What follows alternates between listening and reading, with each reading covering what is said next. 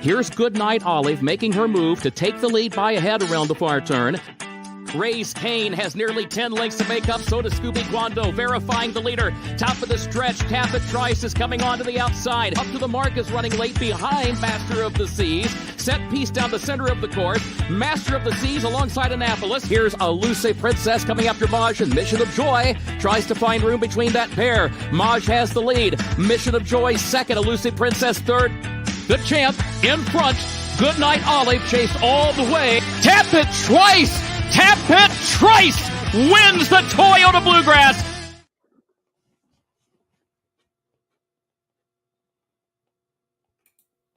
And welcome in, everyone, to the Keeneland Look Ahead podcast. I'm Jeremy Plonk from Horse Player Now, and it's good to be back. It's the 33rd consecutive meet. I'm working with Keeneland. That dates back to 2008, 16 plus years now.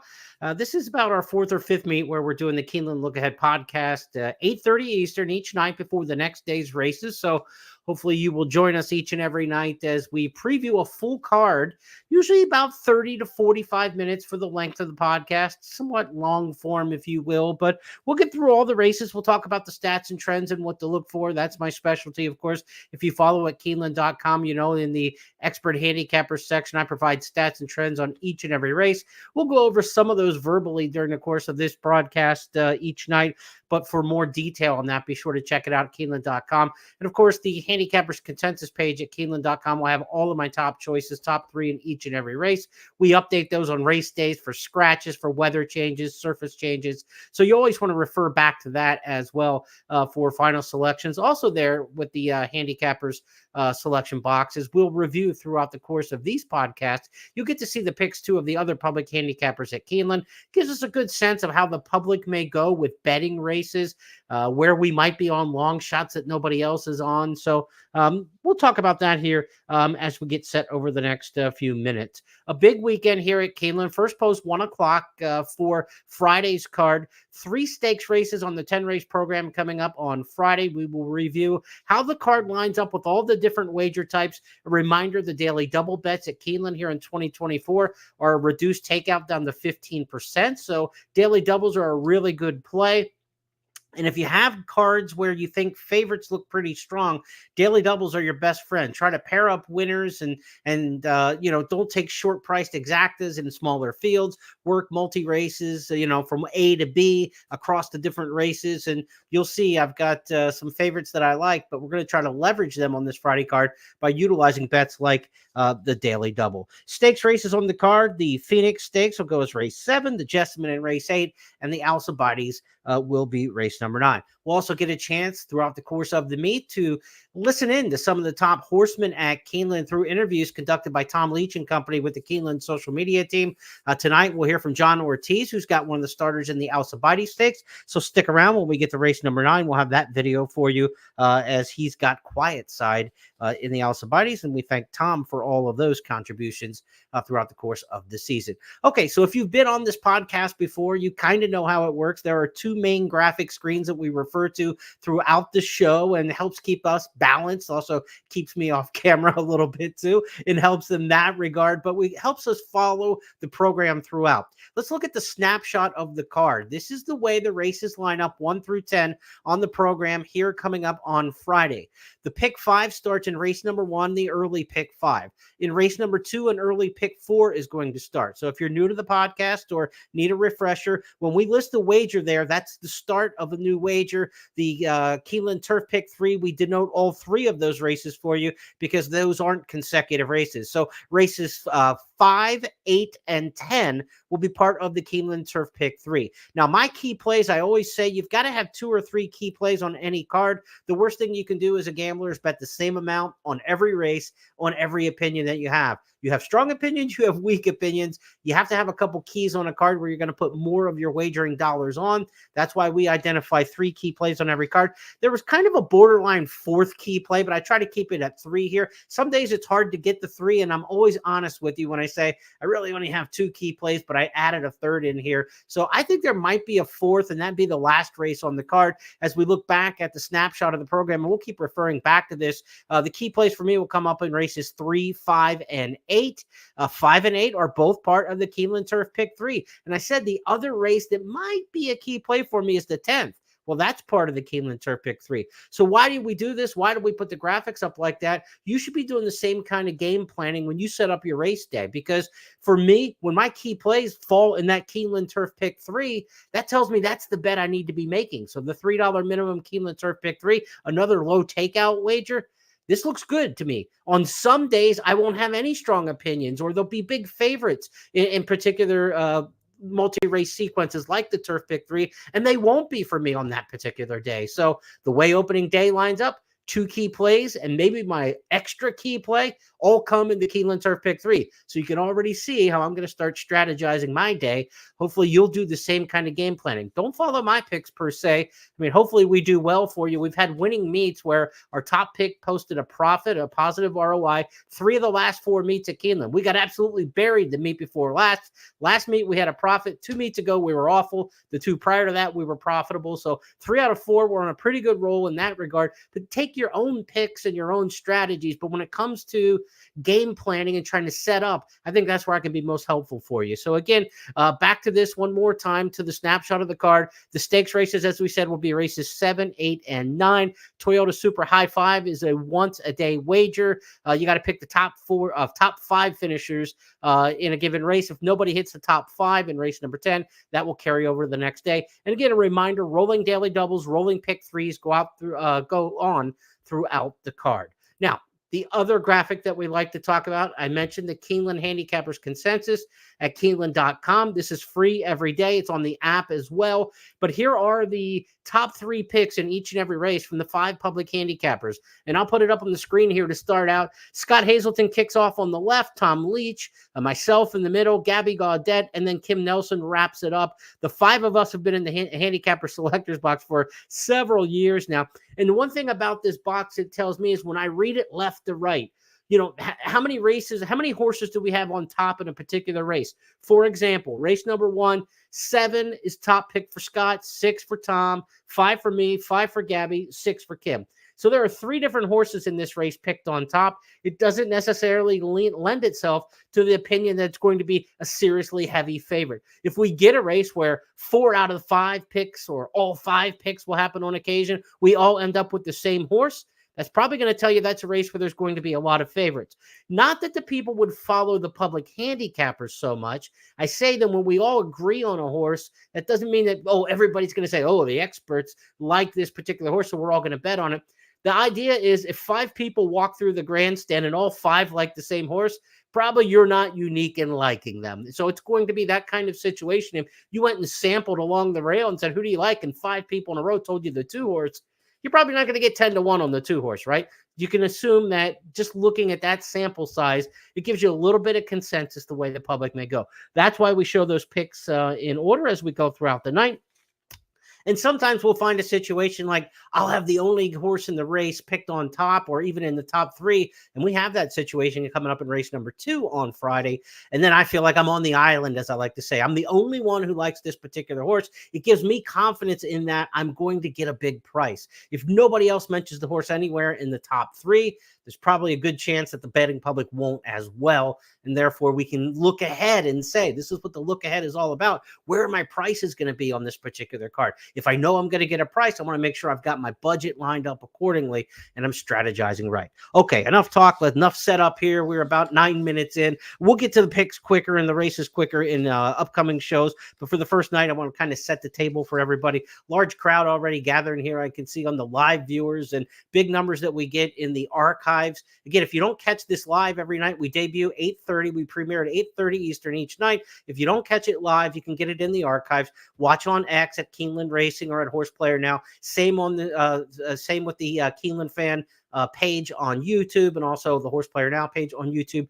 You can get the recap of this all the way up through as the meet goes. So let's get handicapping here, shall we? Let's start things off at Keeneland. Let's start things in race number 1. It's going to kick off the early pick 5.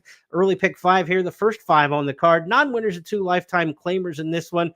And this is a race where, the favorites have had a little bit of success. They're about 38% winning favorites, 15 out of 38. A good percentage of winning favorites here for this kind of condition. That means these races have been fairly formful. People can handicap them. They're not crazy. We're going to talk about some races that really set up for long shots moving forward. But non-winners and 2 claimer during the fall meet, they're pretty cut and dry type races. So I'm not looking to get too far off the public in this particular spot. In fact, I'm right with the public in race number 1. I'm going with the 5 in here, Burning Hot. Also the top pick in here for Gabby.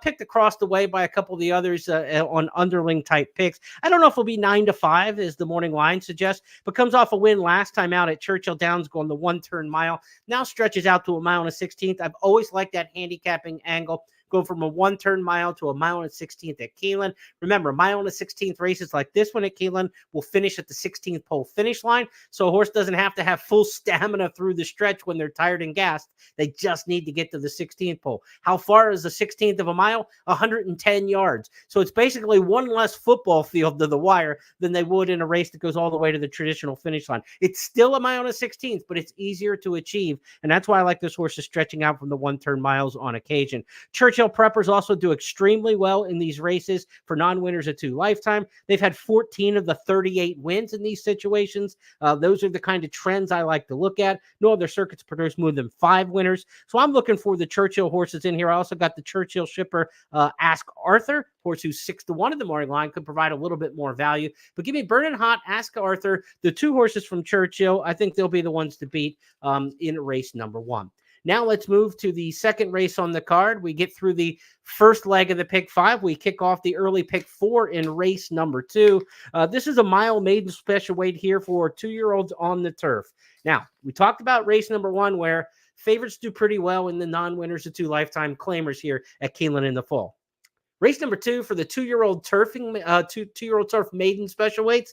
The average winner is 9.25 to 1, 9.25 to 1. That's over a $21 mutual. So you can get a price in races like race number 2. And we've had 77 of them in fall meets going back into our database that we helped Keeneland create back in 2008. So there's a decent sample size here with 77 such races. Last fall, we ran 8 of these races during the fall meet. Favorites went 0 for 8. So you can shop around for a price, and this is why I get one of my long shot plays. I don't call this horse a key play of the day because I don't have major confidence in him, but I'm going with the long shot price in here in race number 2, and I'm on the island. Nobody else is touching the 11 in here. Major Mischief. The career debut was terrible, right? This horse ran once at Kentucky Downs, trailed the field throughout, but jockey Jose Ortiz sticks for Bill Mott. That's a good sign. The horse was only 9-1 in an 11-horse field, had a little bit of backing at the first asking, a good bullet workout since then. But the key here is a pedigree play.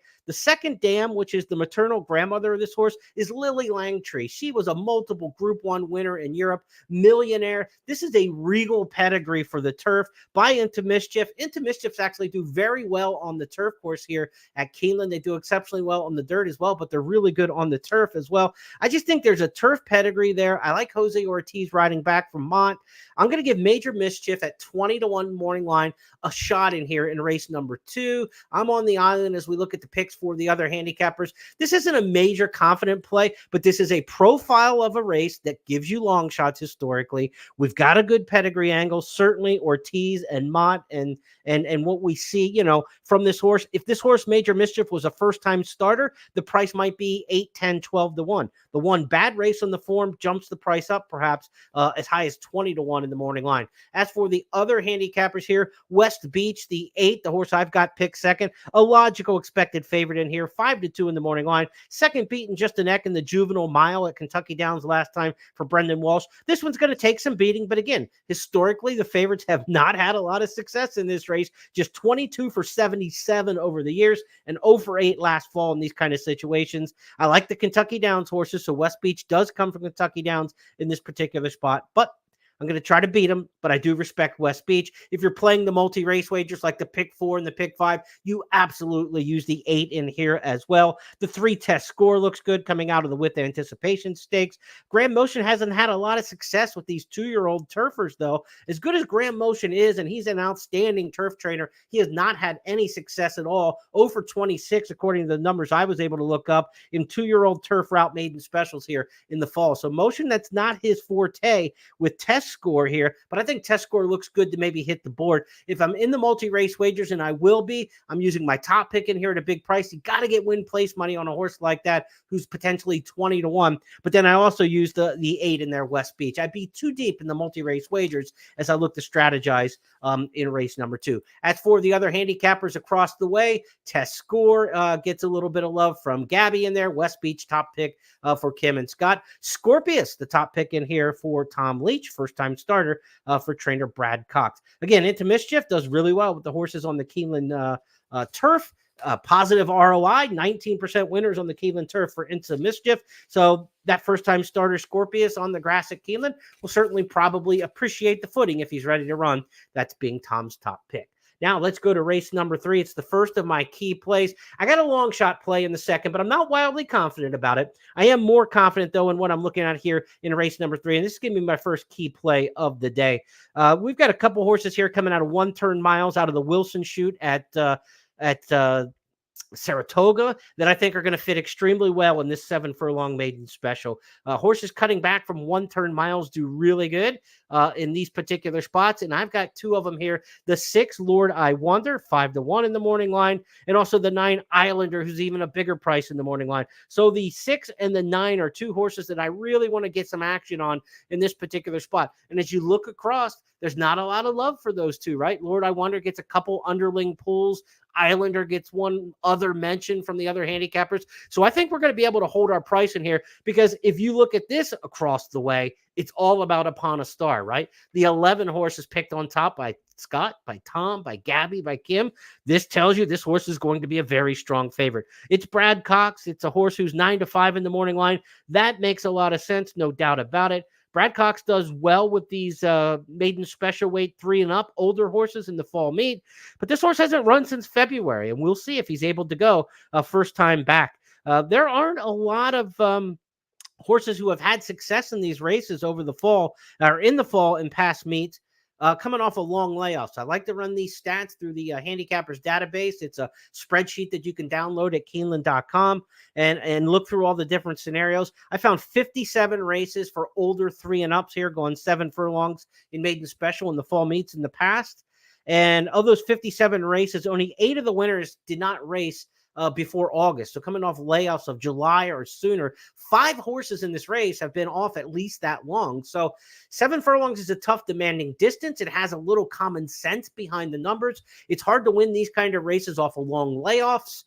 So I'm going to take a shot against Upon a Star, who's the big favorite in here, and I'm going to take 2 chances, and I'm going to go all in. I'm throwing Upon a Star out when we talk about multi-race wagers. I'm going to use the 2 horses turning back from those pseudo 1-turn miles out of the Wilson chute up there at Saratoga. Give me the 6, give me the 9 in race number 3, that being one of my key plays of the day. Now, we got key plays in races 3 and 5. What do we do next with race number 4?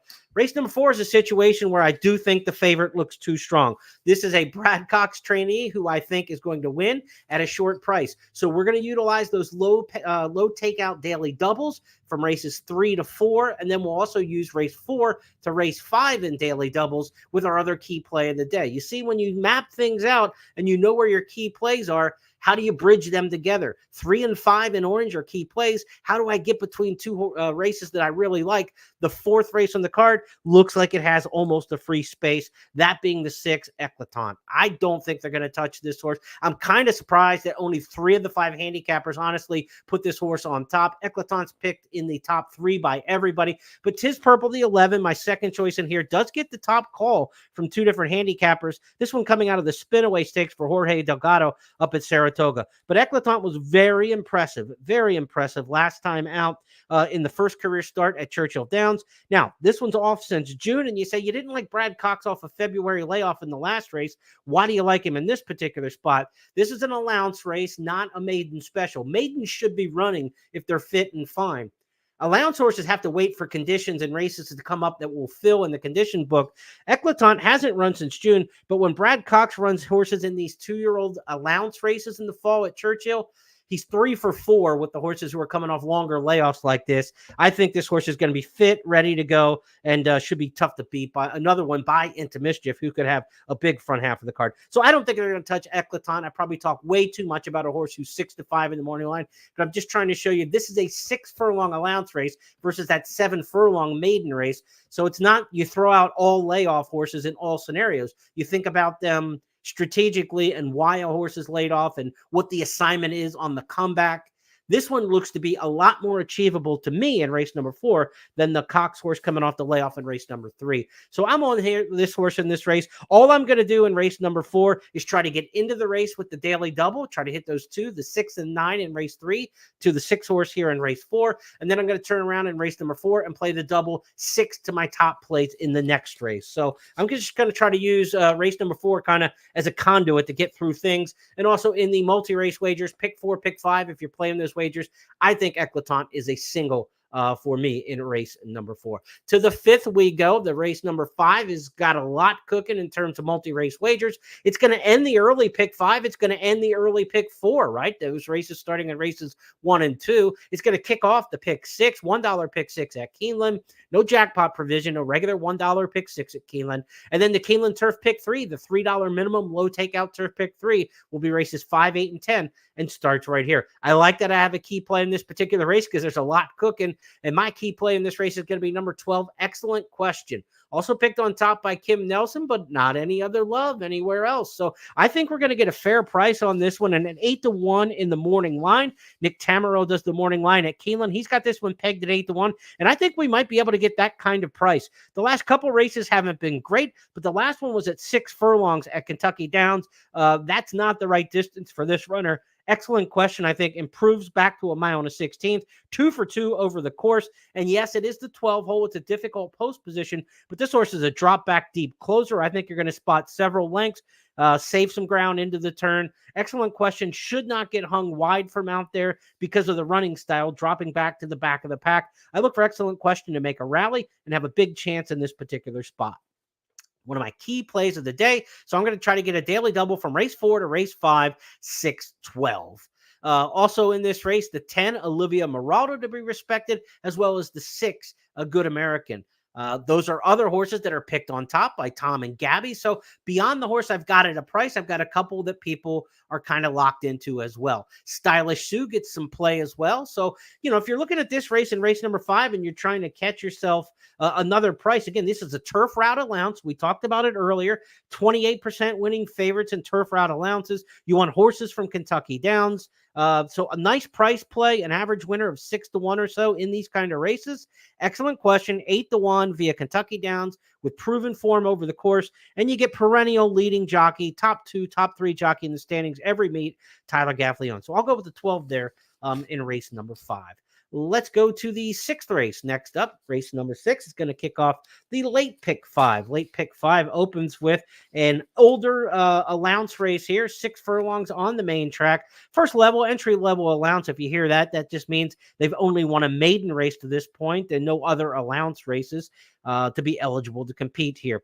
I've got a favorite in this particular spot. Like I said, I've got 5 favorites overall on the card. You've seen me with a 20-1. You've seen an 8-1. We've got some prices here and there. But in between, I think some of the favorites in these connecting races look pretty solid.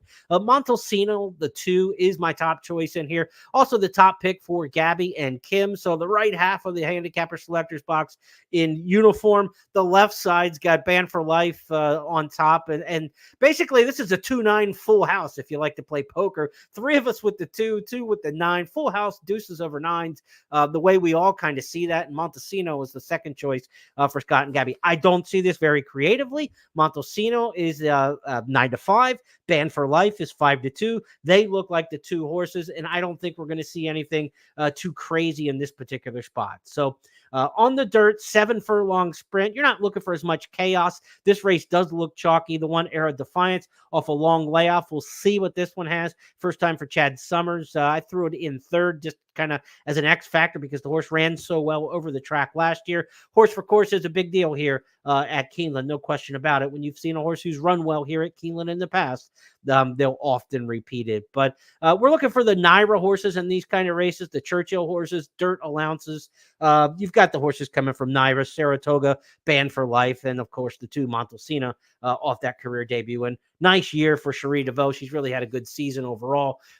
She's been effective here at Keeneland as well. So not a lot of creativity there in race number 6. I think you go single or 2 deep, 2-9. You definitely don't want to go any deeper than 2. So if you're in that race 6, pick 5 that's starting here, or the second leg of the pick 6, I'd go 2 deep, take the 2 chalks. I don't think this is a great race from a gambling standpoint. And I've got a shorter price coming up in race number 7 as well. So there's not a great gamble for me from race 6 to 7. If I am going to try to connect Montesina, the favorite in race number 6, maybe try to get there with that race 5 key play, right? The 12 horse at 8-1 in the morning line. Race 5, a 12-2 daily double would be a good way to approach it as well. So try to get in and out of those key plays. But I don't have a lot of love for a big gamble in race number 6. And I'm never ashamed to say that. I always want to be honest with people, you know. I got in trouble way back in my early days as an on-track handicapper saying, this isn't a very good betting race. Save your money for somewhere later. I got summoned into the principal's office, if you will, and told never say that again on the air.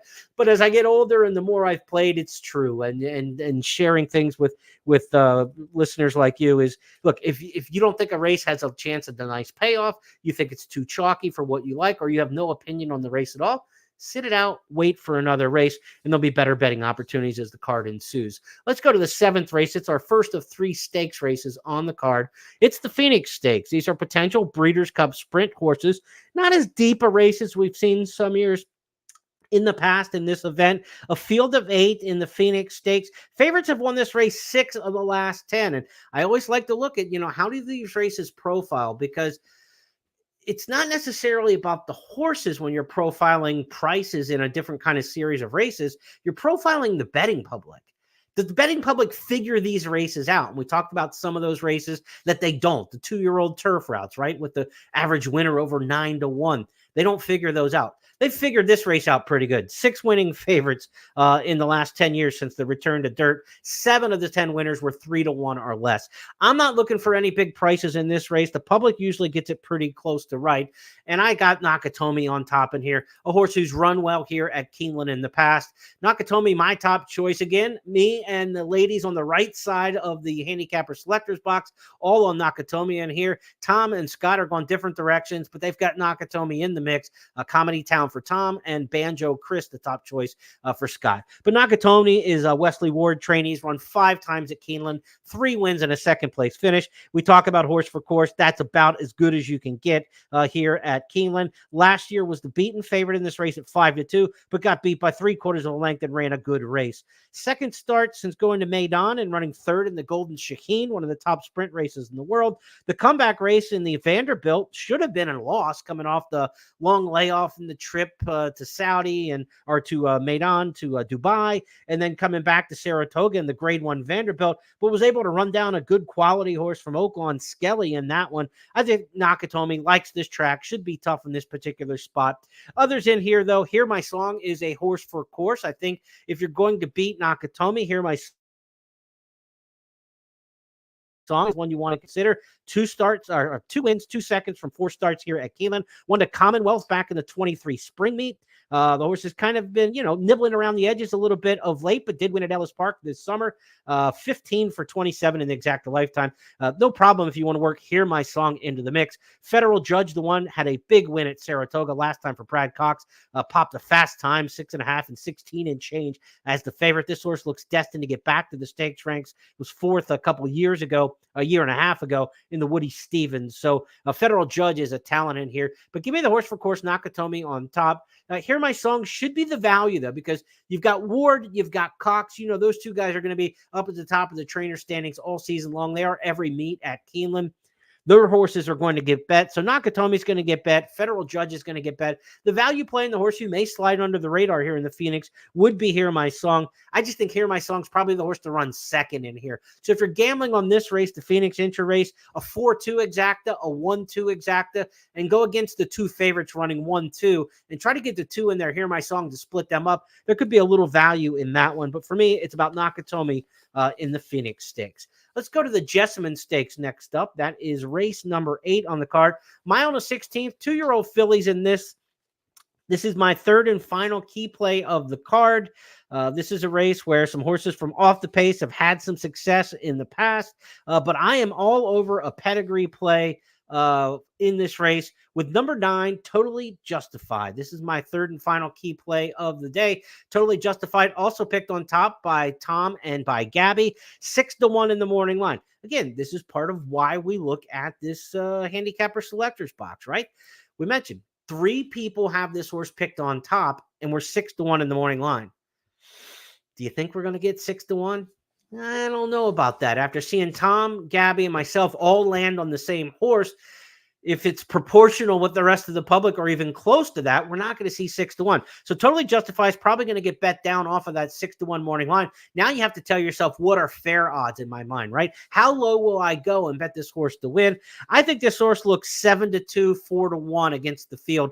I like Totally Justified in here because of the sire Justify. Get this. Justify's had 28 horses run on the Keeneland turf so far. 6 wins, 4 seconds. 10 for 28 in the exacta. 6 for 28 in the winner's circle. Almost 25% winners. That's a strong mark. And this horse comes off a win in the P.G. Johnson Stakes at Saratoga last time. Very slow pace in the P.G. Johnson. They're going to go quicker. It should be a very firm turf course. It's a sand-based turf course at Keeneland, so it's never super duper firm. It's not like running over a putting green kind of turf course like they have at Gulfstream or at Santa Anita or Remington or even Ellis Park in the summer. But it will be firm, and they'll get over it quickly, quicker than what they saw fraction-wise in the P.G. Johnson. So I expect Totally Justified to be a little farther off the pace than he was last time, but I think he'll kick home good under Manny Franco, who comes down for the ride from New York for trainer Rusty Arnold. Now, in this race, in the Alcibiades Stakes, you also need to keep an eye on the scratches and changes here. This is where you want to make sure every morning, usually by about 10 a.m., the scratches and changes are in for the card at Keeneland, because the 14 She's Got Will and the 15 Virgin Colada, both are major factors in this race if they were able to draw in. They'll have terrible post positions because they'll be on the outside if they're able to draw in the field, but both are really talented. I would look for Mark Casse with She's Got Will to be a major factor in here. Casse's had a lot of success in the Jessamine, in the Bourbon Stakes, the 2-year-old turf races at Keeneland going back a decade. She's Got Will is a player, and Virgin Colada for trainer Chad Brown just ran a half length behind my top pick in this race, Totally Justified, in that P.G. Johnson Stakes up at Saratoga. So those are major players. How we will gamble on this race will be determined by the win pool price, and also if those other horses that I like draw into the race. So I included them in my picks because at this time, as we handicap ahead, we don't know who will be in and who will be out in terms of the also eligibles. I will update those picks with different horses in the second and third slots in the event of scratches. You can get my picks updated again at the website at Keeneland.com. And also there will be updated picks on the screen watching the simulcast feed as my picks are published with the other public handicappers as the horses come out onto the track for each race. So in the Jessamine Stakes, though, I like the price. I like the pedigree. Give me the 9, Totally Justified. And then we're going to kind of play it by ear on how we might bet underneath. But 3-1, 7-2, 4-1 in that range. At 3-1, I might wince a little bit on the win bet. 7-2, 4-1, I'm more than happy to take that. Others picked on top in this spot: Mayday Ready, the 8 for Kim, and Sachet Away for Scott. Scott's going to get a nice price on Sachet Away, so be sure to check out today at Keeneland, 11:30 Eastern each day for Scott and Gabby's handicapping show before the races. Maybe I'll give you a good clue as to why he is on Sachet Away, who should be a pretty nice price here in the 8th race, the Jessamine Stakes. 9th race, next up on the card, it is the main event on opening day. $600,000 Grade 1 Alcibiades. Horses from Saratoga have come in and won the Alcibiades 5 of the last 6 years. So do you want to start your handicapping at Saratoga? I would say so. And Immersive comes from Saratoga for Brad Cox. This is the last of my 5 favorites that I have on the card. We thought Nakatomi is a favorite in one of the stakes. We have a decent price in the Jessamine. Now we go back to really relying on the favorite in here. Immersive's 2-1 in the morning line, and I think the horse will actually go shorter than that. If you look at the Spinaway Stakes at Saratoga last time, it was 7 furlongs, 1-turn race, rallied to win that day, and you always wonder, will a horse do the same around 2 turns that they do around 1 turn? It doesn't always translate. One of the reasons is horses lean on different legs. They have a different lead leg on the turn than they do in the straightaway. So in a 1-turn race, they only change their lead leg 1 time. In a 2-turn race, they change it twice. So are they as fit on both sides? Are they evenly distributed? They don't always have the assignment down pat yet when they haven't run around 2 turns and have been forced to make 2 lead changes in a race. So you never quite know which horse going around 1 turn to 2 will excel. But what I did like about Immersive's victory at Saratoga in the Spinaway wasn't just rallying through the wire. In the gallop out, this horse was 10-15 lengths in front of the others. She gets a rematch in here with a couple others that were in that Spinaway Stakes. Second place finisher Quiet Side, third place finisher Sherbini are back. Speaking of Quiet Side, that's the one that John Ortiz trains in here, runner-up in the Spinaway Stakes last time. Earlier this week, Tom Leach, the voice of the Wildcats, caught up with John Ortiz. He's got a 3-minute interview. Let's sit back and listen to that, and we'll come back and talk more about the featured Alcibiades. And Ortiz has Quiet Side in the Darley Alcibiades. Tell me about the last race, runner-up effort to Immersive up in Saratoga. What you liked about that race? You know, I liked everything about it. You know, this filly showed she was game from gate to wire. You know, this is a filly that ran every single bit of the 7 furlongs, and she was up to the task. Obviously, you know, she tried really hard. You know, she just got a little tired at the end, which, you know, we had a little rain that day. Track got a little stickier, and maybe she wasn't ready for that. Any concern about the stretch out? No, not at all, actually. You know, I think she's bred to go 2 turns. You know, I'm very happy to have the opportunity to, you know, be in the Alcibiades yet. Once again, I think it might be my 3rd time in here. You know, and I'm really live with this filly, and I'm really happy with her. When was it that you first thought, okay, she could be something special? You know, it's funny because I told John Ed as soon as she came in, and Mr. Gasper as well. I said, "Hey, this filly," he's like, "That's the type of filly I like. She looks the part. She has the right attitude, and she obviously has the talent." On the Breeders' Cup, I assume, if things go well? Yeah, you know, we'll just play one race at a time. You know, right now we're looking to win this race at Keeneland. You know, I love winning races at Keeneland. So I feel like it's like one of my home tracks. But yeah, this race has always been on my bucket list. So, you know, I got to get it done sometime. Why this particular race on your bucket list? You know, Kellen Gorder had an assistant, Ollie. Oh, I forgot his last name. You're gonna have to work with me on that one. But Ollie came. He went and trained on his own in Europe, in England, and he came back and he won the Alcibiades. And I feel like it's an honor to Kellen if I could replicate the results. And you know, like I said, I grew up last 15 years at Keeneland in Lexington, and it's an honor to be in that race. And you know, coming under Kellen, I think. You know, I just like to show my everything he taught me come out in this race.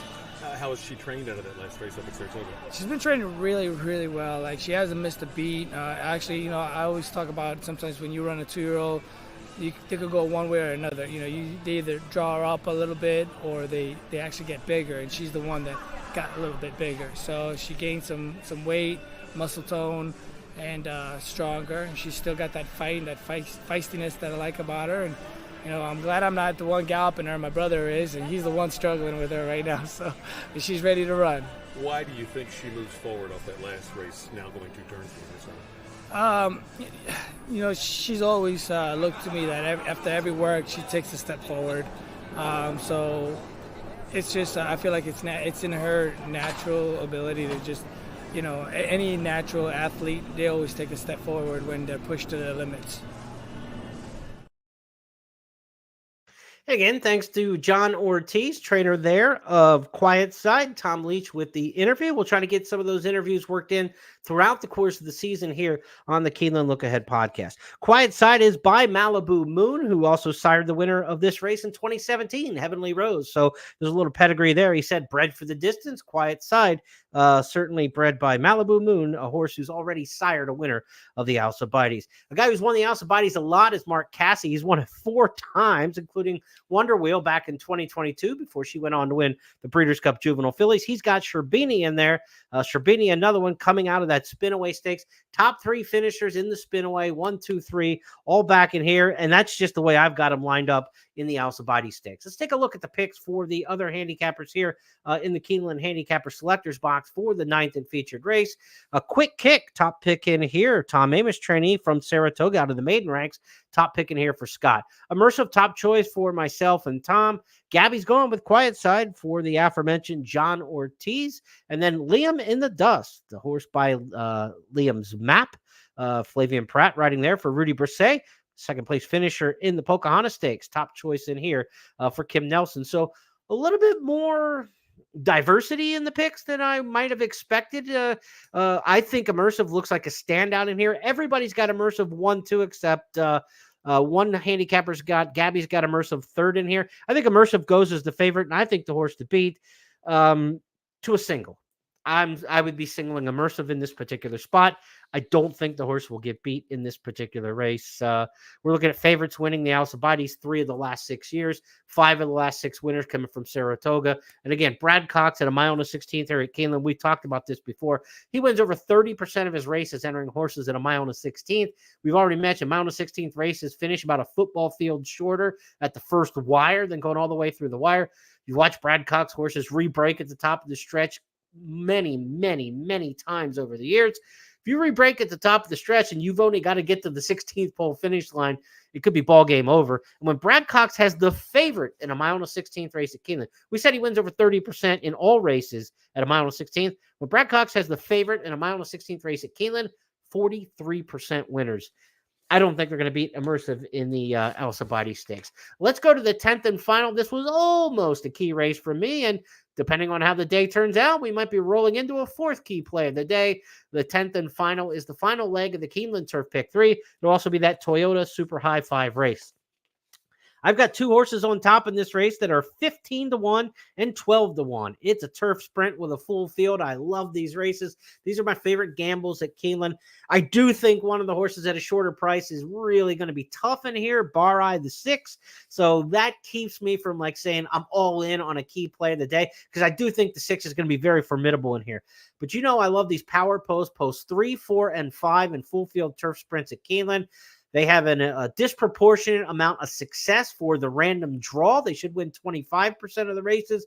They win a much stronger percentage of that, especially here in the allowance ranks. In the stakes ranks, the good horses kind of overcome some difficulties in post. But when you get allowance horses in full field turf sprints, a post advantage really, really shows itself off. So look for posts 3, 4, and 5, Moonlit Lady, the 4 Tambo, and the 5 Share the Blessing to be particularly strong in here. And Share the Blessing, the 5, is my top pick in here, 15-1. Great post, coming off a win at Colonial Downs last time out. That meet got stronger this year than it has been in the past. A real Churchill influence, more Kentucky horsemen there than have been in past meets at Colonial Downs. Now goes kind of second off the layoff, had not run since May prior to that. Pretty good turf sprint scene down at Fairgrounds over the winter. So this horse ran in the Fairgrounds turf sprint scene for Mike Stidham. I'm going with the 5, Share the Blessing, with a great post position, second off the layoff, and coming out of an underrated meet. Ben Curtis, the Irish jockey, he's more than capable in the saddle. He's riding Keeneland for the first time this year. Curtis rode Fairgrounds. He also rode Colonial over the winter or over the summer. He's a very, very capable turf jockey. So I'm going to give a shot in here for Ben Curtis to get his first Keeneland win with the 5, Share the Blessing. The other one I like in here is the 11, Amidst Waves, 12-1 in the morning line. This one coming out of a Kentucky Downs race in the Music City. Big class drop in here. Another horse who's kind of a second off the layoff, hadn't run since June prior. 12-1. You get Flavian Pratt and George Weaver. Pratt, exceptional, of course, in all types of races, but a good turf sprint jockey to be certain. and George Weaver, an excellent turf sprint trainer. So I've got 2 in there at prices 12-1 and 15-1. I know it's going to be tough to get Bar Eye the 6 completely out of there. I think I've got a lot of respect for him. And then you look at Cloudwalker, a horse who's picked on top or second by 3 of the other handicappers in here. Cloudwalker not even making my top 3 for Brendan Walsh. And this is a horse who's run well over the course, 3rd in Allowance Company, 3rd in the Mamzelle over at Churchill. Cloudwalker could be effective in here. So there are a lot of different ways to go. And that's what kept me from making this a key play of the day, because I like the 5, I like the price, I like the 11, I like the price, but I'm not confident that I don't dislike the chalk, right? A lot of times when you think a race sets up for a price horse, it's because you dislike the favorites. I actually think the favorites look pretty good in here. I think Bar Eye will be a favorite and be tough. But I do like something about the long shots, and that's why I'm leaning that direction. So let's go with the 5, the 11, and the 6 and try to make a little bingo and magic to wrap up the card in race number 10, the finale for opening day. That will do it for tonight's Keeneland Look Ahead podcast. A couple other places where you can get some information. Go to Keeneland.com to get my daily handicapping stats and trends. I will also send those stats and trends and picks out each day on Substack. If you're familiar with Substack, go to jeremyplonk.substack.com. Sign up free. It just comes into your email inbox, and you'll get my stats and trends sent to you for each racing day of the season. Also, some handicapping that's not Keeneland related also trickles in through there. So if you're a simulcast player, an ADW player around the country, you get on Substack, you'll get information all year long. No charge for Substack, just handicapping information sent to you each and every week, sometimes a couple times a week. And here during the Keeneland meet, it'll be daily for all of the big Keeneland races and all the full cards. Reminder that the Keeneland Look Ahead returns tomorrow night, 8:30 Eastern. On the Friday night show, we will preview Fall Star Saturday. What a Saturday lining up this weekend. 2 Breeders' Cup champions are in the entries for this weekend at Keeneland. Last year's Breeders' Cup Turf Sprint winner, No Balls, runs Saturday in the Woodford, the Turf Sprint. And then on Sunday, the defending champion in the Breeders' Cup Distaff, the champion older mare from last year, Idiomatic, is back to defend her title in the Spinster. So we've got Breeders' Cup champions coming up Saturday and Sunday, but not before we get through opening day. I've got some favorites. I've got some prices. They're sprinkled in. We avoid the bad bets. We go in extra on the ones that look like they're offering good value, and hopefully we'll have a big day on Friday. We will talk to you tomorrow night at 8:30. Until then, have a great night, everybody.